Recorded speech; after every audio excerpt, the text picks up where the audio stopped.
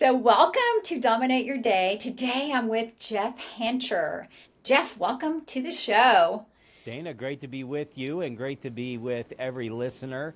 Obviously, if you're listening to this show, you want to get better, you want to improve and make big impact. So I feel like I'm with my people. So thank you, Dana. Well, thank you. I love your energy, Jeff. We had a little bit of talk in the green room just about authenticity and living your authentic life. And I love your story about how you talked about starting as a truck driver for Cintas and then moving all your way up. And now you have your own business. I think we both share that. We've both been in business about 5 years. And I look back and I go, whoa, how did this happen? And it went by so fast. And Yes. I think there's nothing like being a corporate, like we both have been, and then stepping out and doing something like this. You stepped out right during the middle of COVID or right before COVID, right? Just before the world went wild, I jumped out December of 2019. And my Wow. gosh, who knew what was coming, right? So how did that happen, Jeff? How did you say, here you are in this very successful corporate role, and then you said, no, there's something else calling me. What was that, and how did that happen? Yeah, so man, that was the hardest business decision I ever made was to leave Cintas because I absolutely loved that company. This is a company that took a entry level blue collar worker and groomed me into a senior leader in the company. So tons of gratitude, a lot of upside left in my career, I believe. So I wasn't running from something. I loved it there. What had Hmm. happened was in January of 2019, I was having lunch with my pastor, and he said, "Man, you should really start a podcast." Fun fact, I had never listened to a podcast before my first episode. Oh, how funny. And so I'm inquiring on what is this, and I'm like, I don't know if I have time. You know how the corporate life is. I'm on, in and out of airports and hotels, and I don't have time for this little side hobby thing. But he's like, no, I really think you should do it. And what I thought was like a pay it forward moment to serve maybe some local leaders in my community ended up being a podcast that started reaching across the country and then across the world. And then people are inquiring on my LinkedIn. I didn't have Facebook, Instagram, TikTok. I just had LinkedIn to help recruit top talent. And people were messaging me about, do you do training and do you do coaching and do you do consulting? And I said, no, I don't. No, I don't. No, I don't. Until one day I said, let's have a conversation. And I started doing this kind of on the weekends. Hmm. Dana, I became so fulfilled doing this. I felt like this is what I'm supposed to do. But I was scared to death. I have an unvested stock portfolio. I have upside. I still battle a poverty mentality from my childhood. What are you thinking? I literally passed out on a commercial flight coming from Atlanta on Southwest Airlines, actually, and passed out in the aisle, had a seizure, Oh my and they God. were going to land the plane on an emergency. And I'm like, no, I think I feel much better. Here it was all stress related. I was scared to death, but December of 2019, I made the leap. And I believe what I'm doing is what I'm supposed to do.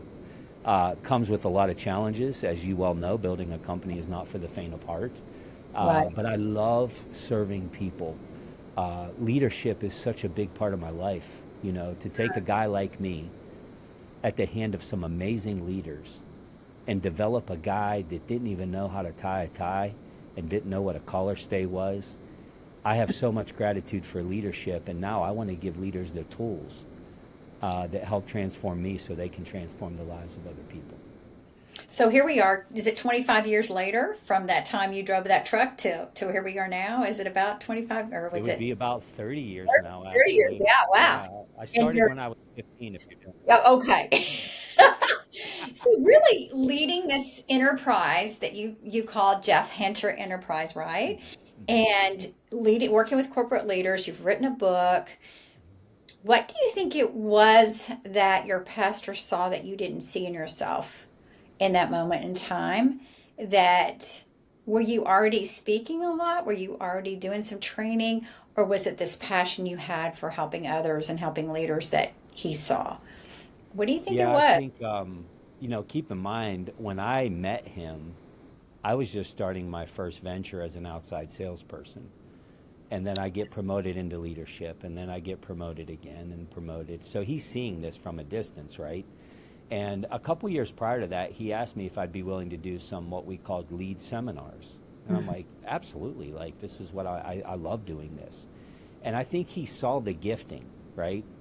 And he was calling out the gifting. And, meaning like, look, your gifting is bigger than how you're using it. And so here's a platform, Jeff, that you could literally reach places that your feet may never step. And what a great way to serve people. And I know that's your heart. And so it was through that conversation that I made time for it, because we'll always make time for what's important and what adds value. And I made time for it. I'm grateful, for people in your life, like a pastor, a friend, a mentor, that are calling out the things that maybe we take for granted and we don't see, so that we can use our gift. Gifts are designed to serve people, right? Not just ourselves. They're designed to serve people. And ultimately, that's why I made the decision. It wasn't a money grab. I was doing fine. I gave up a lot, quite frankly, a lot of sacrifice to do this. But now I don't plan to be poor doing it, make no mistake. But I want to serve people. Dana, when I leave this earth, I want people to be very sad that I'm gone and very happy I was here. And I think that's a life well lived. When I look at your strengths, so on this show, sometimes we talk about people's Clifton strengths, because I do help leaders unlock those and then use this formula called authentic imprint, which helps them apply their strengths, their core values, their mission, their personal mission, and then times how they emotionally respond to things. And that's who we are. That's our imprint. But when I look at your strengths, I see command, which is come in. You're the person that's going to empty the room when there's a fire. You're the person that's going to. So no doubt that you told me about this fun event you got to do where you kind of a Shark Tank where you promoted your book and you won. And never had written a book before. It's that command. But it's also your self-assurance that I see, and how you just got an internal compass probably that didn't make you afraid to get up in front of an audience and speak or speak truth. And then the significance, I want to leave a legacy. So I love how those are all showing up. But there's so many people who don't know their talents and they're living their life by default. And what I'm seeing in your story is that you're living your life by design now. So tell us about your book and The book. how you came up with this book idea. The book is a passion project, if you will, Dana. During that, keep in mind, I'm 3 months into building a company, and a pandemic hits the world. Crazy. Any clients that I did have quit because of budget, and Sure. I don't think I need this because the world's falling apart, and who needs a business coach at this point? We're all just trying to live through it, right? If you Right. remember the onset of that, it was pretty wild. So Oh, I have absolutely. no revenue coming in. I have no clients. Prospecting was dead. And I'm like, you know what? I am going to be productive. And I remember sitting in my office for hours and hours thinking about what is the biggest problem that leaders face and how do I solve it? So I went back into all of my years of succession planning notes when we would all, converge on corporate and look at all the leaders in our organization or aspiring leaders and determine who's ready for the next step, what's holding them back. And I boiled it down, all of my years of notes, I boiled it down to two things that hold leaders back from their biggest potential. In no certain order, emotional intelligence and lack of challenging leadership. And I felt like emotional intelligence had been talked about quite a bit, Right. but this challenging leadership I felt was a big opportunity. And so I started to build a framework around the simplicity of how to do it. Simple, not easy. And I built a one-day workshop out of all of this research and my own personal experiences. And once we were back to work, if you will, I launched this workshop to my local community here in the Pittsburgh area. And it sold out fast. And so I did another one. And it sold out fast. And I've sold out every workshop. Now I'm doing them inside of companies. And when I had this opportunity to think about a book, I'm like, why reinvent the wheel? Take this workshop, make it into a book, and add all the grit and the stories and the blood and the sweat and the tears into the book that's going to be relatable to a leader to equip them to navigate these hard conversations that can literally impact somebody's life. So if I'm a leader and I get your book and I'm trying to figure out where I am in my leadership journey and what I'm doing to help get to grow, what are the takeaways you want them to take away after they've read your book? I want leaders to understand that there's a difference between thinking about the risk of having a hard conversation and the risk of not having one. This is a mindset shift. The book title is Firm Feedback in a Fragile World. Here's what we know. It's fragile. It's fragile. I mean, we got the likes of quiet quitting that's costing the global economy $9 trillion a year. We're coming through the great resignation where everybody's just jumping off the ship. It's harder to retain top talent. It's harder to attract top talent. We never want to rock the boat, because if we rock the boat, people might quit, and we already have how many open requisitions, and we're understaffed. And by the way, if I have the conversation with Dana, she might cry, she might get mad, she might feel embarrassed. You know what? It's just not worth it. But here's what we know. If I were to ask you and everybody listening to think about your Mount Rushmore of leadership, these are 4 people that you would say, if it wasn't for them, I wouldn't be who I am. Here's my question. Were they tough on you? And the answer is always yes. But the follow-up is, did they care deeply? And the answer is always yes. So what we know is it's possible. It's a simple framework of expectations, feedback, and accountability. I want to keep it simple so that literally, regardless of your leadership or personality type, passive, aggressive, assertive, whatever it is, this is a framework that regardless of your tenure and regardless of your personality, you can execute it to make big impact in the lives of other people. It's interesting. 2 things are coming up for me. One is the number one thing we hear from employees and surveys that we do is that they're not clear on their expectations. Even when a leader has, here, do you have any question? And it's that wanting to always look elsewhere for that. What am I supposed to be doing? So that plays into this whole thing about feedback, that leaders aren't asking the question. It's that simple question to ask every week. Do you know what is expected of you this week? Is there anything I can do to help you? Right. But so many leaders don't ask that question, and so many followers are stuck because they're not sure what their leader needs. It's so true. How important it is for the leader to be able to be clear, That's right. caring, but also be firm, as you were talking about with that feedback. Yeah. And then the other thing that's coming up right now is accountability. Why do you think, Jeff, there is this loss of accountability? I'm seeing it as another trend in the last 2 or 3 years. That's what I'm hearing from clients, is that people don't want to be accountable. Yeah, at the hand of accountability is a great leader, right? Exactly. Now, here's the thing, is like, you have to earn the right to hold people accountable, is how I say it. You have to earn the right. When you have earned the right to hold people accountable, it's a lot less intimidating for the leader.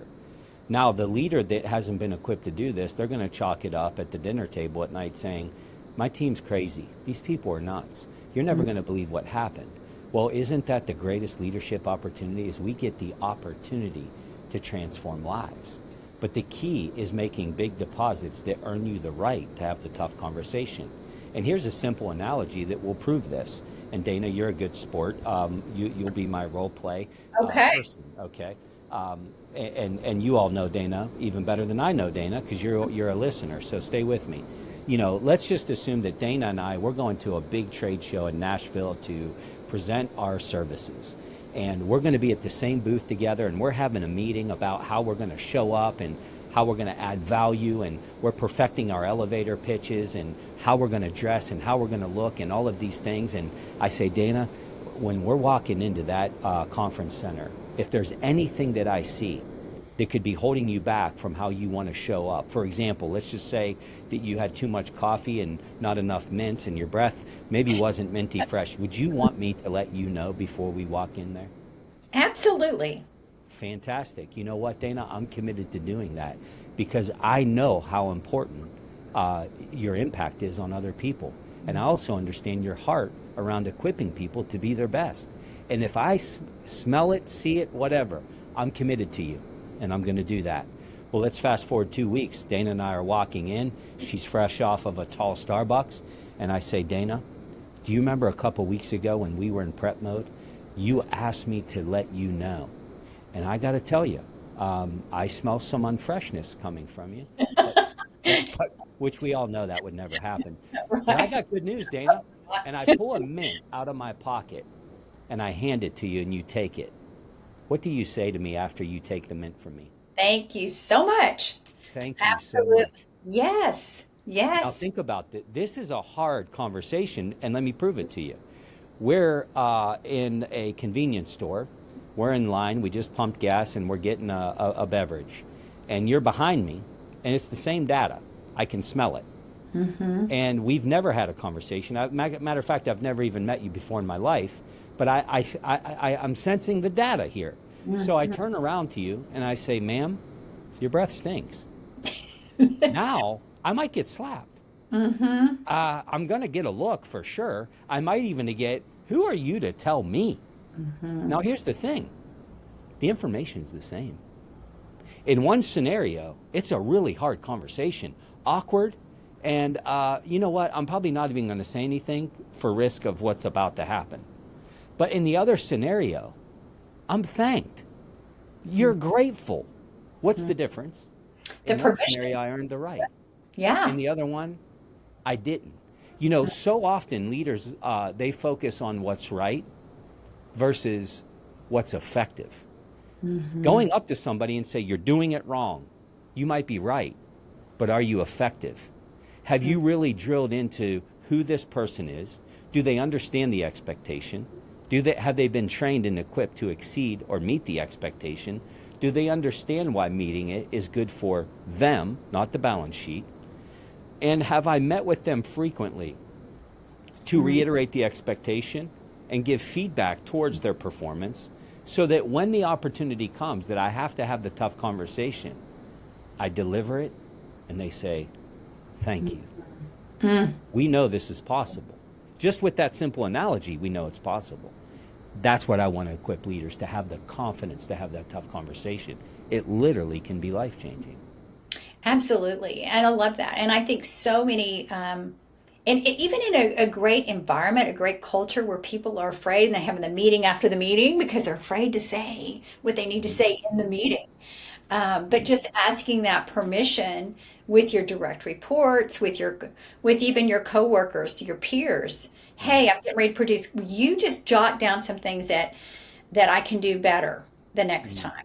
And I had a leader that did that. He always said, hey, I'm getting ready. Can you tell me? Can you just take a few notes and then just let me know afterwards? And he was the leader, right?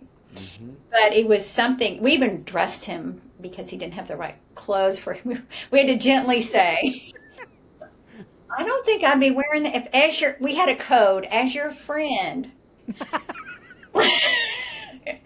I don't think I'd be wearing that.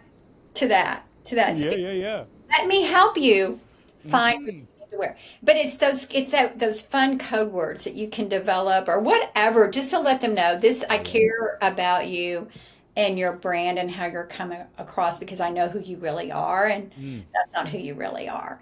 Man, And I'm that's powerful, Dana.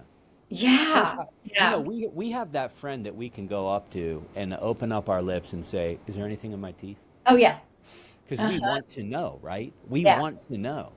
But I will tell you this, it transcends broccoli in the teeth or a little bit of bad odor.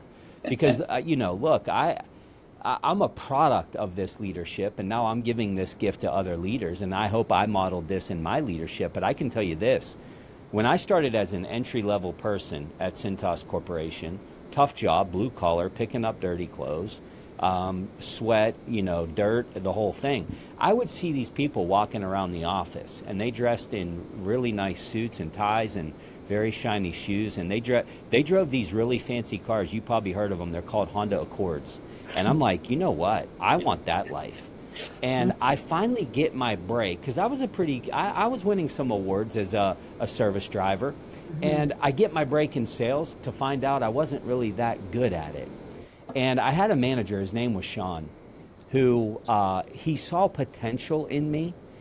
He kind of knew a little bit about my background, but not all of it. He knew I came from humble beginnings, but he gave me a shot. And when I started to show decline, and I'm not really a natural talent, he would take me into the conference room and role play with me until we were both tired. He would jump in my car with me and go observe appointments. He would run appointments for me to observe. This is a guy that one day after we were having lunch, stopped by a Joseph A. Bank and taught me how to dress like a professional. He took me into the men's room and taught me how to tie a Windsor knot in my tie. He told me what those little fancy plastic things were called collar stays that make your collar look really nice. He taught me things. He was making deposits beyond his job description. And I start winning. And I start making commissions. And I start hitting quarterly awards. And I'm making my way towards pacing for President's Club, which is like the creme de la creme. And one morning I'm driving to my first appointment. I get a call from my dad, and my dad says, you need to get to the hospital. My mom, who had lupus since she was a child, was being rushed to the hospital. Now, sad story, but that story happened a lot. I got that call a lot in my lifetime. But I remember Dad saying, Jeff, it's different this time. And I'm like, okay, not that you get numb to that, but I went to the hospital like I always did. And Dad was right. It was different this day. Because this was going to be the day that I would hold my mom for the last minutes of her life. And Dana, when I tell you, I went into a very dark place. We were just looking at a house in a neighborhood for my mom and dad who were in a high-rise, one-bedroom apartment. This is a couple that had to cut pills in half to get from copay to copay. This is my why, right? As Simon Sinek tells us. And now I'm starting to get to a place that I can provide, and everything I was working so hard for, it was gone, and I was crushed. I went into a depression. I was showing up at work, but not really doing much. Had a little bit of an attitude even. And one day Sean pulled me into his office, Dana, and he said, enough's enough. My heart breaks that your mom is gone. But Jeff, I've spent hours in the car with you. I know your story. You have an 18-month-old son. You have an amazing wife. You want to have more kids. You have a dad that's disabled that needs you. And I'm not going to let you continue to throw this all away. But you have 24 hours to make a decision. You're either going to show up tomorrow and you're going to be the person I know that you can be, or you're not going to be able to be on my team. But we're not going to keep doing this. Wow. Dan, I'm here to tell you, I could get emotional thinking about 11 more promotions. Wow. Building a life that I didn't even know was possible. And I often think back to that moment and I ask myself, if Sean would not have earned the right to have that tough conversation, would I even be who I am today? And leaders listening, I'm begging you. If this doesn't come natural to you, learn this. Because is it good for business? You bet it is. Guess what? I hit President's Clubs and hit 7 more of them. Wow. It's great for business. But I'm going to tell you, we are showing up to lead people. And when we can do that, we might make it to Mount Rushmore in somebody's life. And that transcends any business transaction that there is. And I don't know what's more fulfilling than that. That's a chill story. And thank you for sharing. And thank you for even just showing that role model of Sean and how he was there for the good and the bad and the hard in your hard times. I think so many times leaders are they don't know how to have that conversation because they're scared they're going to disrupt the apple cart with somebody that's already in a So true. depressive state. But we just went through the loss of all these little girls from Camp Mystic, and our family was affected through friends and friends' daughters, and then my daughter was there at the camp. My granddaughter was there at the camp, and had come back 5 days before that flood. And one of the things that we heard, and we still got the green bows everywhere, all that. But one of the things we heard, Jeff, from the grief counselors and everybody is exactly what Sean said. You can't, we're going to talk about this, but then we're going to move on. And then we'll talk about it when you want to talk about it again, but we're not going to keep dwelling on it. And I thought that from a counselor, a grief counselor, that was so powerful. And it reminded me of that when you said that, what Sean said to you. But he just instinctively knew that and knew to tell you that. And I think so many leaders feel disqualified that they haven't gone through grief or they haven't gone through, but it's just understanding and helping somebody through that and walking with them through the fire. I always say, you go through the bear hunt, going on a bear hunt. We don't go over it. We go through it. Yeah, man. I mean, look, what you're saying is profound, isn't it? Because It is. when you were telling that story, and obviously our whole nation is mourning this, but that dad and mom, they're coming back to work, Yeah, they got to. and you're leading them. Yeah. Somebody is leading them. And And that, look, that's an example. But here's what we know: there's people on your team right now that have a son that's battling opioid abuse. There's somebody on your team right now that they just heard that their mom has early dementia. There's somebody on your team right now that their wife is going in for a life-threatening surgery. This is the staff we're leading. This is it. It's fragile. But man, what an opportunity to lead. And look, there's leaders listening that's like, yeah, but that's not really me. I'm passive. I'm the person that when things go bad, I just buy a sheet cake. And we bring in piñatas, and we have little ponies that we ride around in the lawn. I just try to make people smile. You're not here to be their friend. You're here to lead them. right. Aggressive leader. Hey, people step out of line. I just hit them as hard as I can to get them right back in. No. Passive leader, you got to come up. Aggressive leader, you got to come down. There's something in assertive that says, I'm going to be very clear on the expectation. I'm going to equip you to exceed it.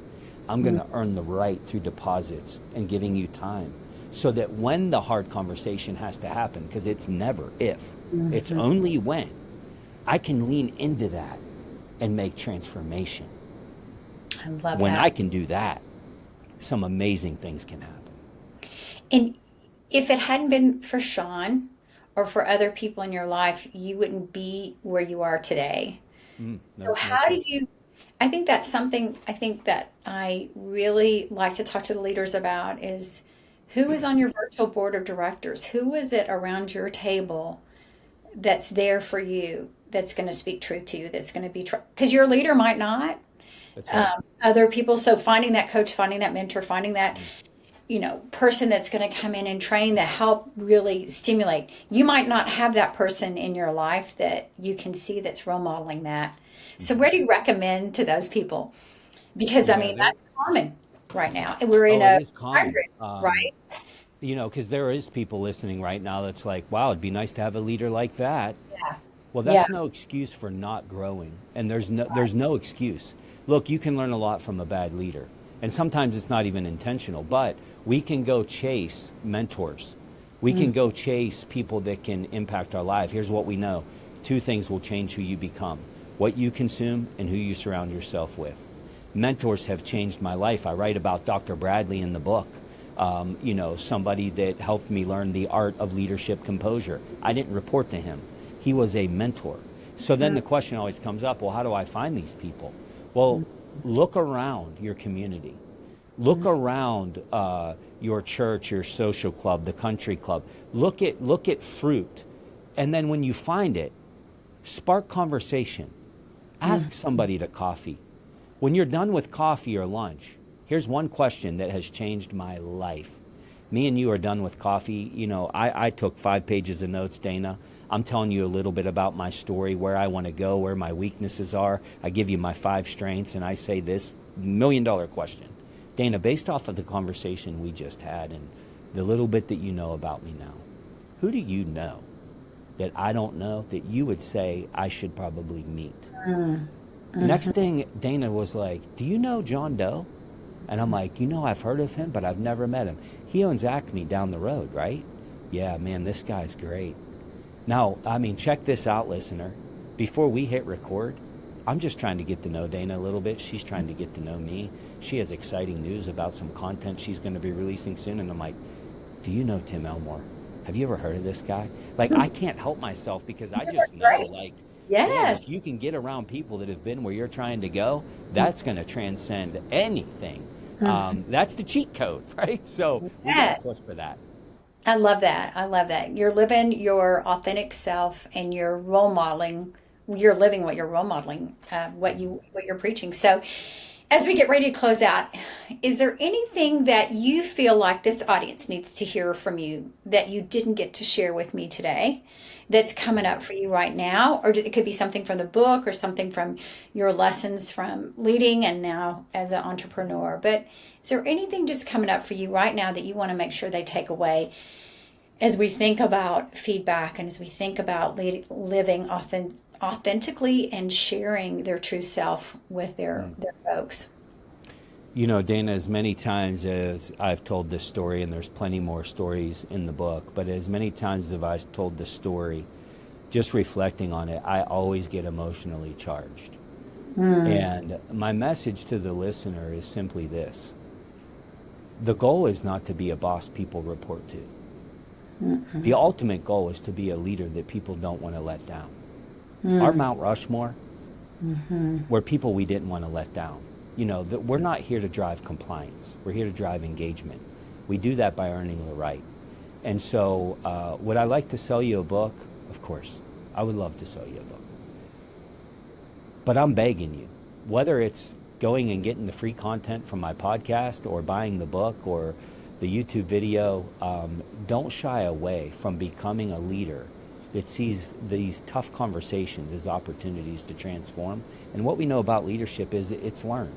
And so regardless of your personality or your leadership style, this is learned. And so I just want to challenge the listener, whether it's getting the book or messaging me or someone on our team, we're here to serve and we want to help. That's why we do what we do. So, and Dana, thank you for the platform to amplify my heart and the message behind it. Well, thank you. And we'll put your information in the show notes. But if you want to tell folks how to find you right now or find your book, Yeah. feel free to do that. Yeah, I'm easy to find. It's Jeff Hancher, like Jolly Rancher, but with an H. That is the website, Jeff Hancher. If you do buy a book, I would challenge you to go to firmfeedbackbook.com. You go to Amazon, you don't get free bonuses, but you get a book. If you go to firmfeedbackbook.com, we have all the free resources there, hundreds of dollars worth of free content. We don't want this book to be a check in the box, Dana. We want this book to come with things that can equip you to win. There's a lot of free resources on there. You can become part of our Firm Feedback community where you can ask questions. As much as I can, I'm responding with videos to people, the Mm. toughest leadership questions that they're asking. So we would Mm. certainly love an opportunity to partner with you that way. That's awesome. Well, congratulations. Thank you, And Dana. thank you for transforming your life and now helping transform others. So I Of course. appreciate you being here. Enjoyed it. So thank you. Thank you, Dana. Mhm.